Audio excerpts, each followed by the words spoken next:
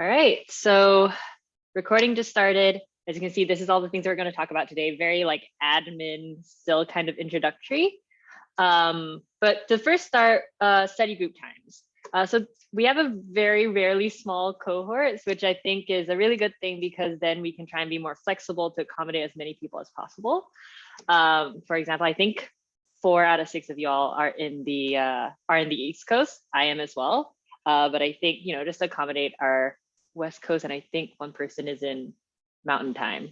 I might play around with different study group times just so we can all get the opportunity to meet each other. I'm thinking potentially like a couple times a month, a weekend study group, or maybe like playing around with slightly later or earlier times.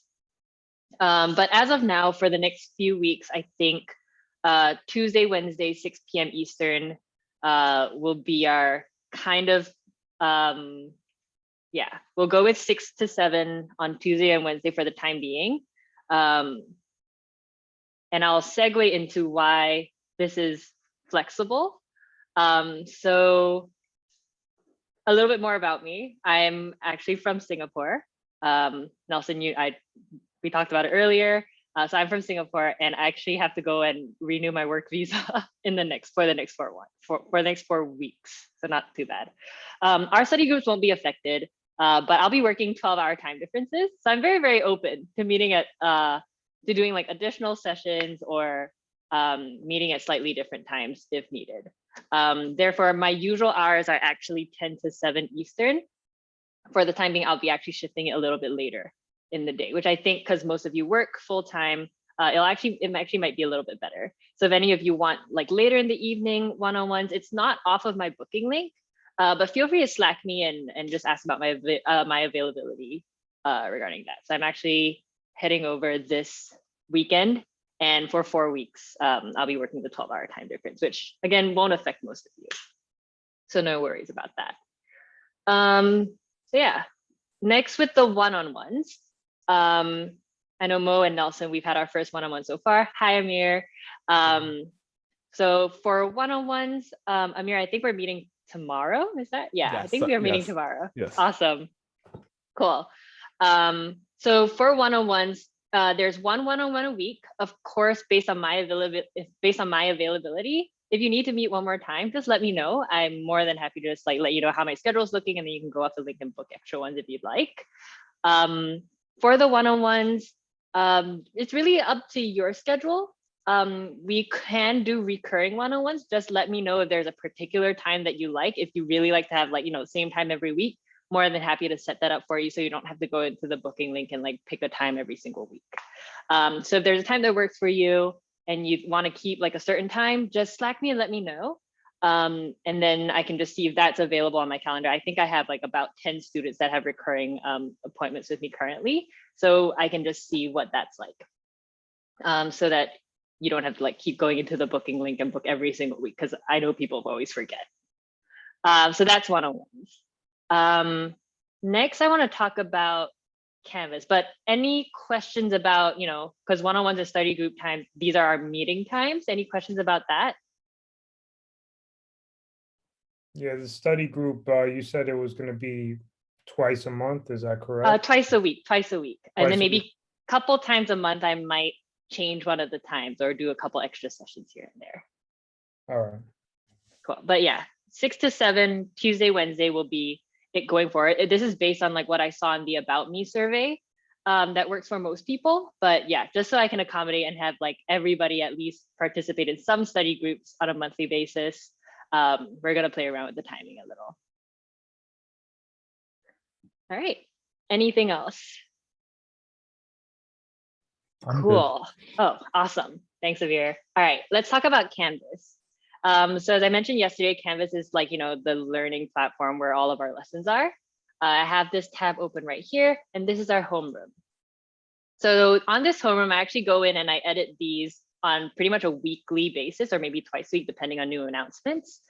I've changed this a little bit today.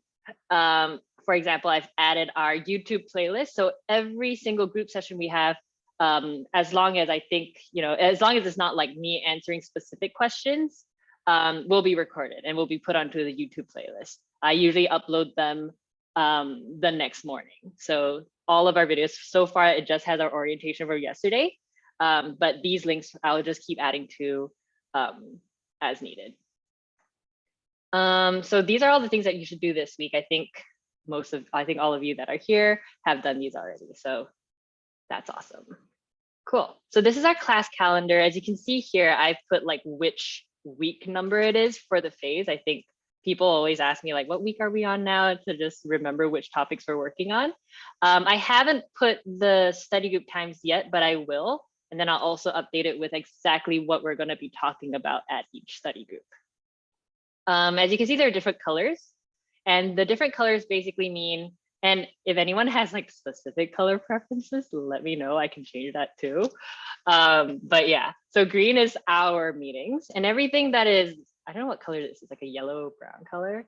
But all of these are Flatiron events. So you can actually attend any one of these. Sometimes you might need to RSVP to these, but you just click on the event and then you can see like the info for whatever the event is. If there's something that's particularly relevant to us, or I think would be very, very interesting for you all, I will let you all know, and I'll probably update it on Slack, update it on like the announcements.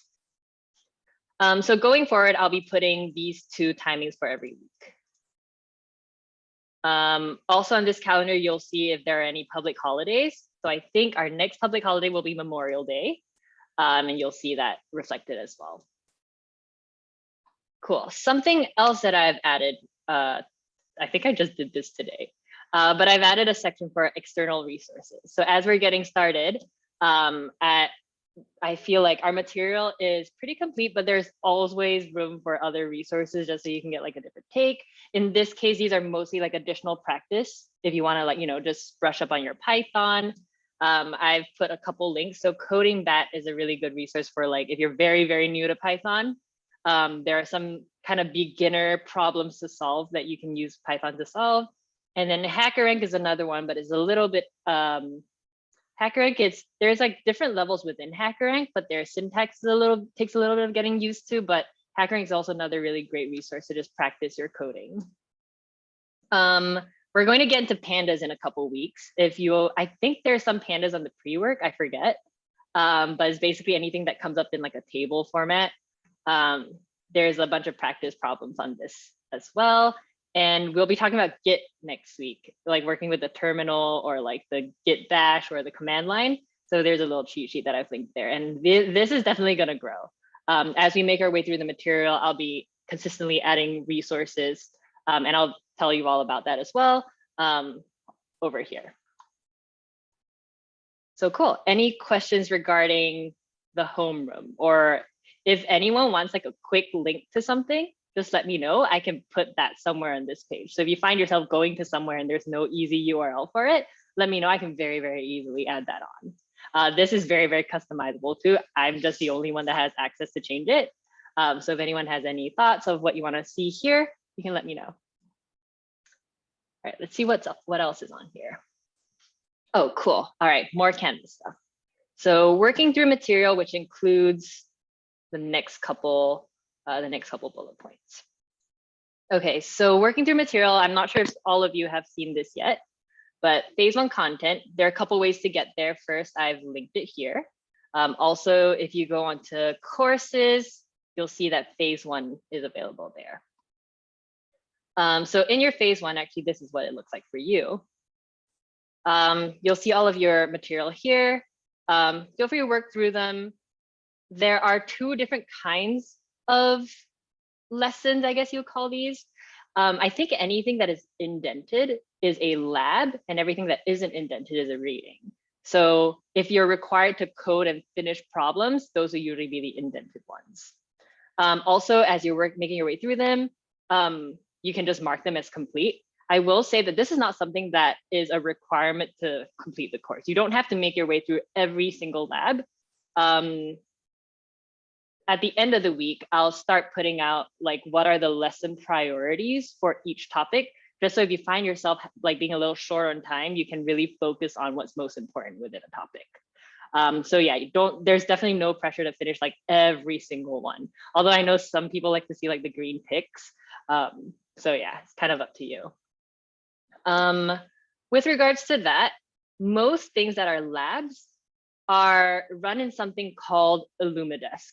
So if you come to a lab, and I think some readings are this way as well, Illumidesk is basically like you can sort of think of it as like a cloud server where you're running these notebooks on a cloud. So in a new window, you can see that I think the word Illumidesk is going to appear there. There are several ways that you can work with Illumidesk.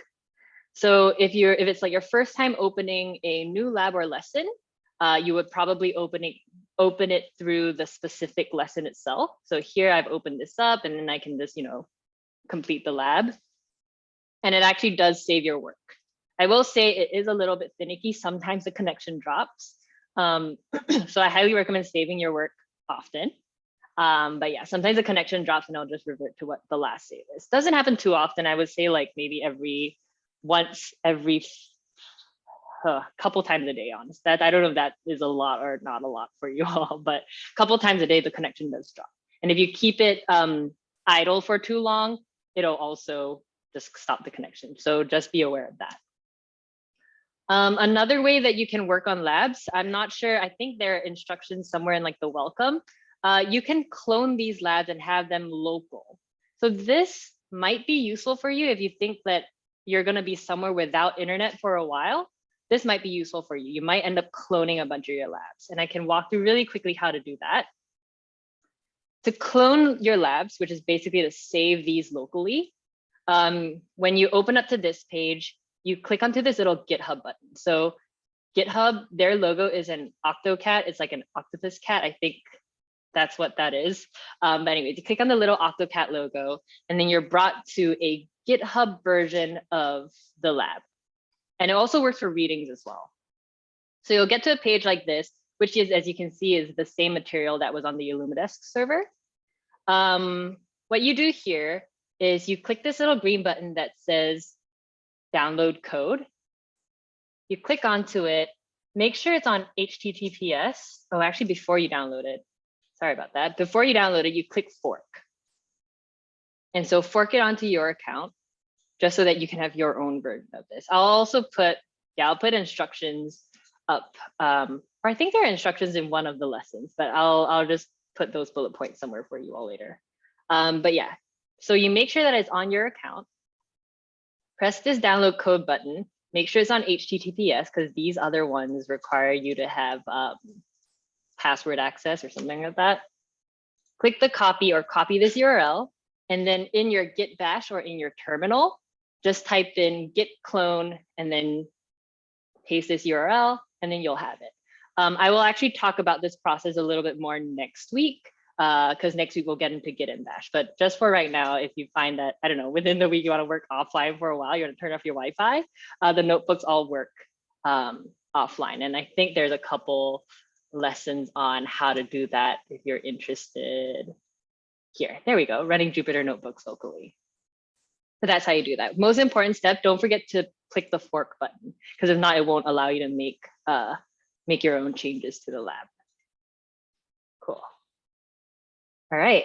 Another thing that's important about getting to GitHub is it's where you see your solutions. So in coding, you'll see that it's very, very okay to copy and paste code. One thing that is important is that you understand what you're copying and pasting. But let's say you're stuck on something, and I do recognize that, if you're seeing something for the first time, sometimes you don't even know where to start with solving a problem. So it does help to look at solutions. The way that you see solutions is you don't even have to fork it to see the solutions, honestly. But these are called branches, and I'll talk about branches next week as well when we talk about Git. But okay, this is not a good example. We want one that has a lab. All right, let's say you're working on this lab and then you get stuck somewhere. What you would do is you would go onto GitHub, and then if you click this master branch, you can see that there's a solution branch. So in this example here, you can see that nothing is filled up yet. This is the clean version of what you'll see on the Illumidesk. But if you click onto solution, the answers will show up here. So that's just one way that you could quickly derive the solutions. This is not cheating, don't worry. This is not considered cheating if you open up the solutions. I will say because this is such a fast-paced program, sometimes it's just the fastest way to learn. Also, something to note is that the solutions are not the only way to solve these problems. If you are using the solution to just check your answers and you find that you did something differently from the way the solutions did it, that is absolutely okay. As long as you're getting the same result, especially for data science, that's most of the time okay. Unless you're doing something really, really inefficient, of which if I see that in one of your projects, I will let you know. Unless you're finding yourself writing like, I don't know, maybe 20 lines of code when the solution has like 1 line, then you might want to like look into it. But most of the time, different ways of getting to the solution are acceptable. So yeah, I think it's important to know where the solutions are. I will say when I was a student going through this material, I remember actually like always pulling up the solutions side by side and working with the solution. That's just the way I did it. I find that like when I see a problem for the very first time, I guess I'm not creative enough to like come up with something on the spot. So I just need a little help of like seeing how to start. And then I don't know, I don't like copy and paste it over, but I kind of like recreate. A really, really good method that I found helped me a lot is if I'm finding myself, copying solutions, add comments to the solutions in my own words so that I can explain to myself what it is I'm doing. And that's something that I found really, really helpful. How long do you recommend? Because I'm hard-headed, so I'll sometimes sit for like maybe like an hour if I don't get something. I noticed during the pre-work there was like a few things I was just like, oh my God, I sit there. So how long do you recommend like kind of like sitting there and like trying to figure out? Because I don't like looking at the unless I really I did, but I would probably after an hour wait. Do you recommend like maybe like shorter time maybe? That's a good question. Yeah, I think because of the fast pace and because there's just so, as you can see, like in a single week, you have to get through like so many different lessons. I would say give yourself like half an hour to an hour, and then just look something up. I'll tell you, like, even in technical interviews, you're allowed to Google things sometimes, especially if they're asking you to like code something from scratch. You're allowed to Google during like an interview. So I feel like, I know it's kind of like not what we were taught in school, that you can just look things up, but it's very, very normal when you're coding. So yeah, definitely. I get where you're coming from. I definitely, like, my first phase, I definitely was very like, okay, I need to make sure I remember like the method name for doing everything. But we're going to be talking about like hundreds of methods. And sometimes if you just remember, okay, I can do this, but I forget the exact way to do it, that's good enough. Okay.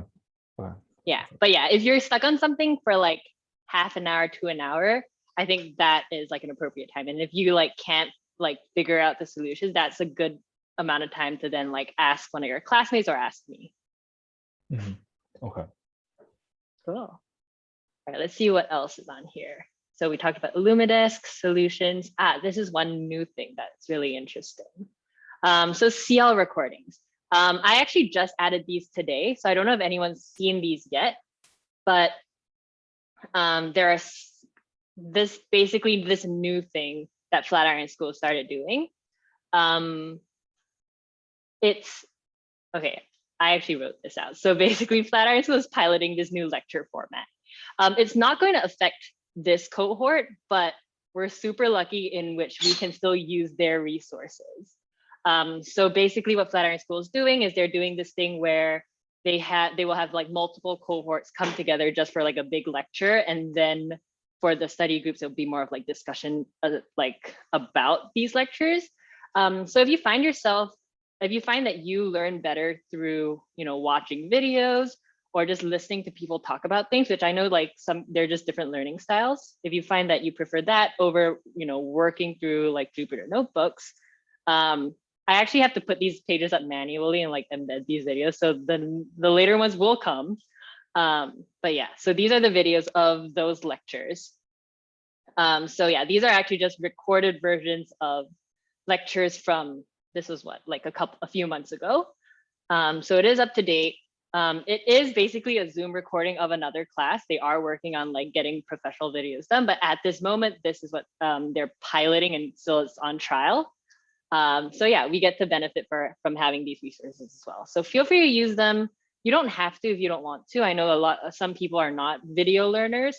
The thing is, we just don't have so much time to interact with each other, like me and you all. So if there's something that's like particularly unique that one of these videos has, I will let you all know and say that, all right, this maybe like this section is a good one to just be aware of. As an example, they have a lot more time here. I think in like the second topic, I've done it for topic 1 and 2 so far. For topic 2, they have the luxury of having 2 hours worth of an instructor just presenting material, whereas I only have 1. So I can tell you all that I will not go as in depth into this stuff as they are. With that said, the stuff that I'm going to talk about is going to be the more important stuff.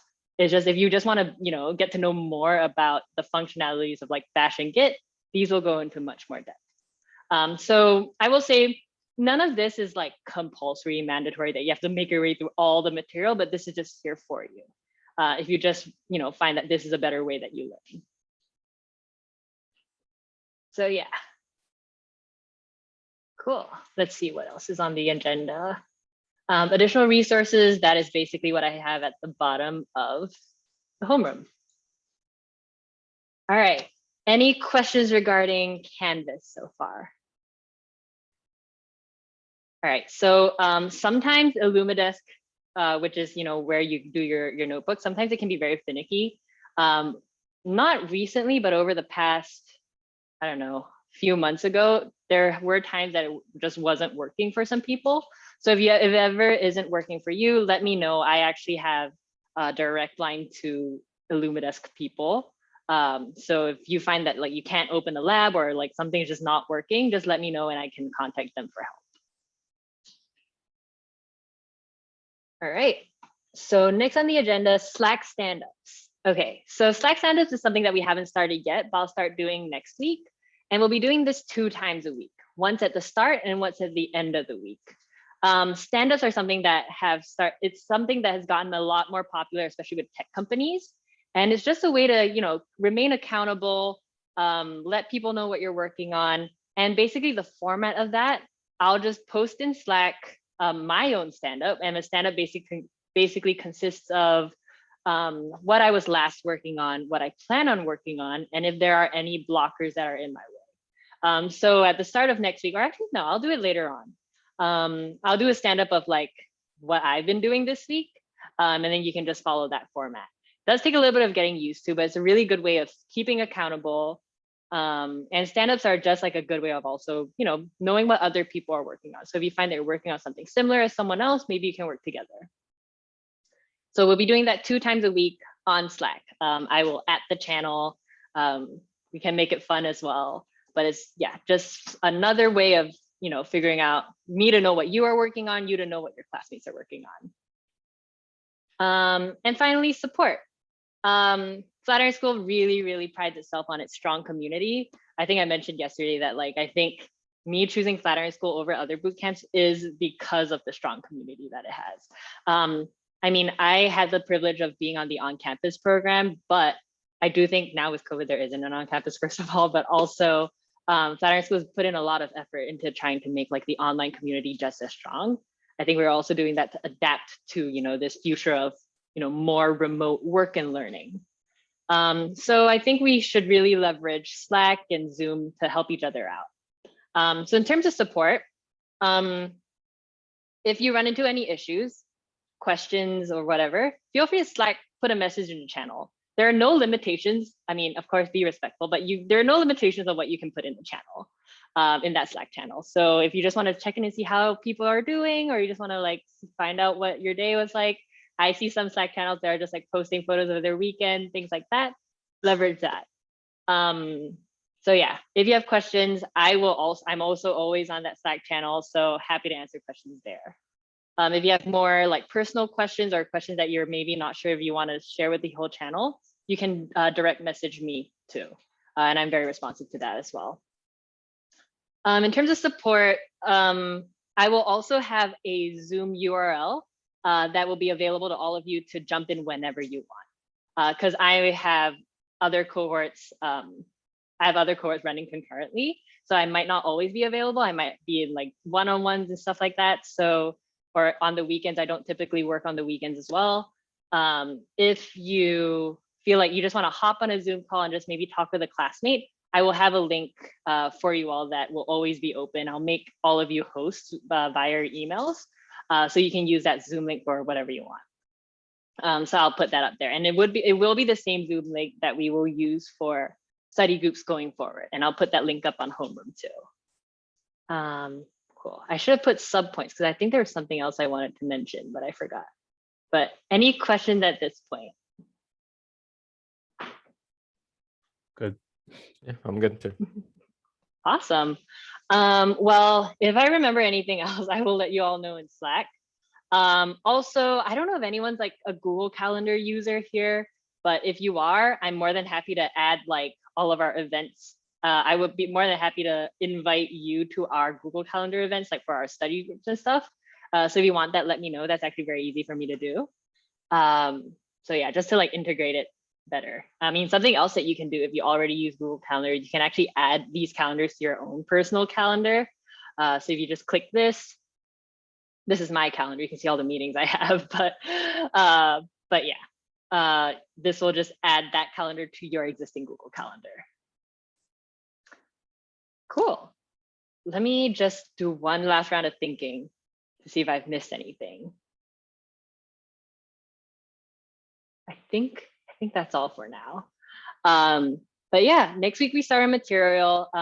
Probably by tomorrow, you'll see I'll add like the topic priorities, like lesson priorities, or like the main things that you should work through if you find that you don't have too much time.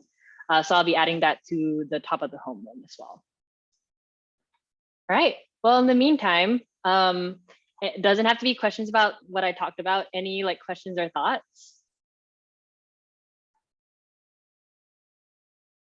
All right then. Well, then we can end a little bit early. I know we don't have too much material to work through yet, but just to prepare you all, next week, Tuesday and Wednesday, we're going to be talking about topic 1 and topic 2. For those of you who work through the pre-work, topic 1 is going to be pretty repetitive. So I'm just going to do like a really big overview. Something else that I will put on here before that is I have my own set of notebooks used for each topic, which is what I usually go through during the study groups. So I'll post a URL for getting those as well. Awesome. Well, if there are no further questions, I wish you all a good rest of your day. Feel free to hang out on this Zoom link if you'd like for now. Actually, can you hang out? Yeah, I know at 7 o'clock I have another meeting, but feel free to hang out here. I will actually put those new Zoom links on the calendar. And those will be the same Zoom links for our study groups going forward. Because this one is, I think, my like general Zoom link. I don't know. Zoom has a lot of functionality that I'm still getting used to. All right, then. Thank you very much. I'm You're gonna so dip myself. Have a good night, guys. See you guys All right. next week. All right. Have a good night. Have a good night. Bye. Bye bye.